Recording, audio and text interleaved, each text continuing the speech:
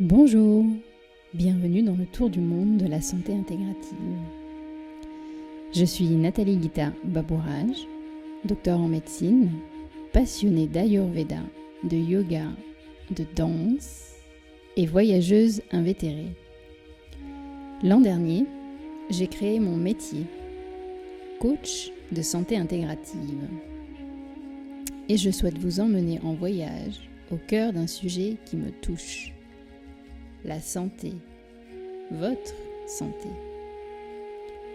Des films comme En quête de sens ou Demain m'ont beaucoup inspiré. Durant les 2 séances, j'ai pleuré de joie comme beaucoup d'autres personnes autour de moi dans la salle. Car oui, tout va mal, oui, c'est la crise, oui, c'est catastrophique.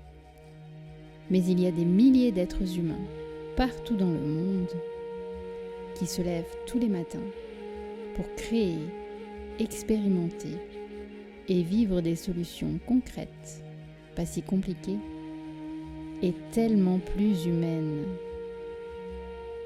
Si aujourd'hui nous sommes de plus en plus sensibles aux problèmes économiques, écologiques, éducationnels, démocratiques, qu'en est-il du monde de la santé ? De notre santé, car la crise de la santé est aussi là, dans les milieux hospitaliers, chez les soignants avec le burn-out croissant.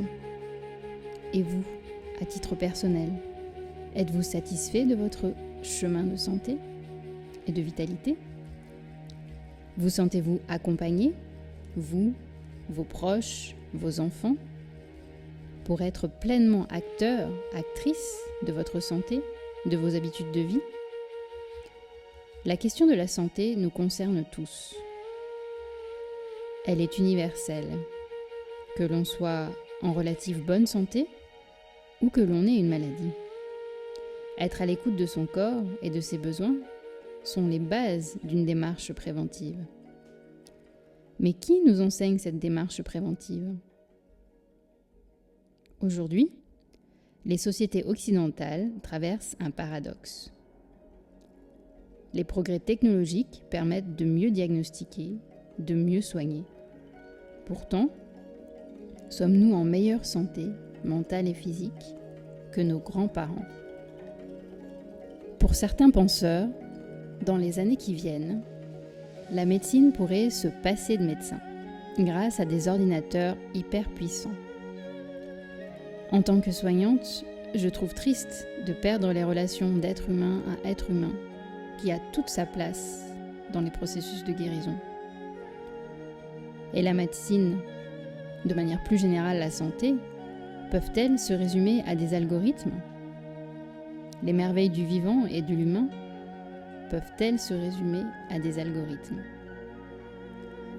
Une autre manière d'aborder le futur de la santé, ce serait d'imaginer comment faire au mieux avec le meilleur des progrès et le meilleur des sagesses anciennes. Une forme d'intelligence collective de la santé.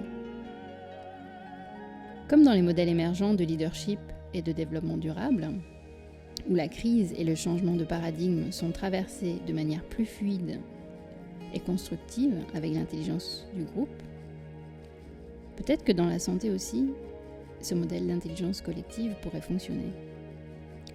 On passerait de l'ancien modèle pyramidal où une minorité qui détiendrait le savoir et qui impose sa réalité au reste du monde, à un nouveau modèle plus horizontal où chacun apporte sa perspective pour co-créer ensemble un tout plus cohérent et plus humain. La bonne nouvelle, c'est que cette vision n'est pas qu'une utopie. Elle existe déjà un peu partout dans le monde. Einstein l'avait bien dit. Pour trouver des solutions à un problème, il faut sortir du niveau de conscience qui a engendré le problème. Think out of the box, comme disent les anglo-saxons. Ou oser penser en dehors du cadre. Je vous propose donc, pour commencer ce périple, une ruée vers l'ouest. Derrière leurs chiffres de santé peu attractifs à premier abord, avec l'épidémie d'obésité, la malbouffe, les maladies cardiovasculaires, le burn-out au travail. Les États-Unis développent depuis une vingtaine d'années de nouveaux modèles de santé intelligente à travers la santé intégrative. Et depuis 2014, c'est une spécialité médicale reconnue par le Conseil de l'Ordre des médecins américains, la médecine intégrative. Petit instant flashback de cette aventure. En mars 2014, je vais réaliser un rêve d'enfant. Sur les routes américaines d'ouest en est. Cheveux au vent, caméra à l'épaule, je rencontre des médecins, des thérapeutes, des patients dans différents centres de médecine intégrative qui me donnent cette envie d'aller explorer cette nouvelle médecine qui cherche à mettre en valeur le potentiel de santé de chacun. Pourtant, de retour en France, le projet rentre en hibernation durant une bonne année. Alors, qu'est-ce qui a ravivé la flamme, l'envie, me demanderez-vous ? Une rencontre, celle d'une jeune femme, Olivia, de l'association Curious World, à la projection du film En quête de sens. Dans un village un peu hors du temps, en région parisienne, à Gif-sur-Yvette, Olivia vient interviewer l'un des réalisateurs du film, Marc de la Ménardière. Le parcours de cette jeune femme, tout tracé dans le doigt, puis sa décision de changer de voie pour réaliser un film sur la spiritualité, m'interpelle. Je vais la voir à la fin de la séance, lui parle de mes interviews américaines, et là je replonge dans l'énergie de mon périple américain. Et bien sûr, cette profonde envie de partager cette expérience avec des personnes intéressées en France et dans les pays francophones me regagne. En voici le premier jet. Vous êtes prêts ?